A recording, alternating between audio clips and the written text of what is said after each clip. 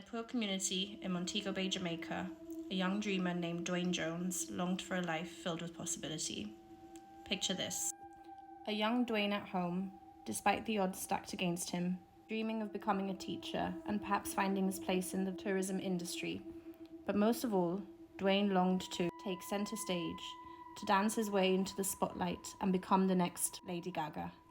Dwayne was considered funny and always cracking jokes. However, Dwayne's journey was filled with adversity from an early age. Bullied for his naturally feminine demeanor, he was scorned by students at his high school and in his community, forcing him to eventually drop out of school.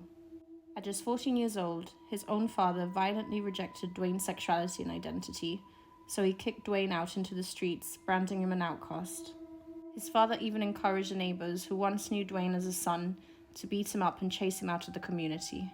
Alone and vulnerable, Dwayne sought refuge wherever he could find it, often resorting to sleeping rough in the dense bushes or in the gullies. During this struggle for survival, Dwayne stumbled upon an abandoned house nestled in the hills, a sanctuary of sorts where he found solace alongside two kindred spirits, trans women Chloe and Kiki.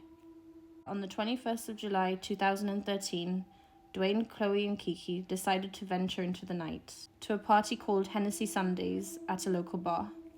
For Dwayne, this was more than just a night out.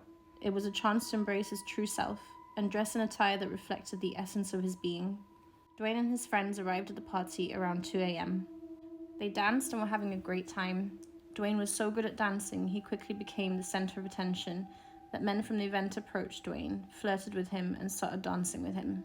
Dwayne wanted to reveal his assigned sex, but was unable to do so, knowing that would be met with violence, so he decided against it. But then Dwayne saw a familiar face sitting by the bar.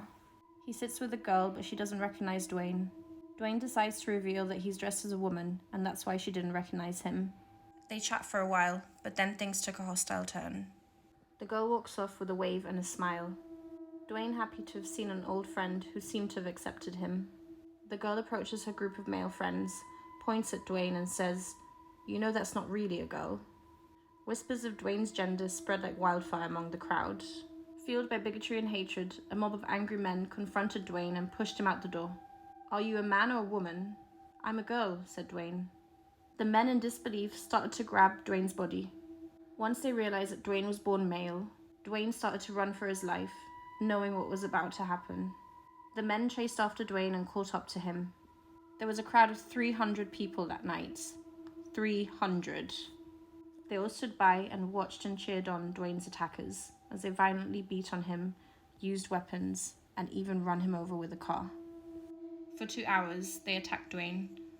For 2 hours, he stood his ground that he was a girl.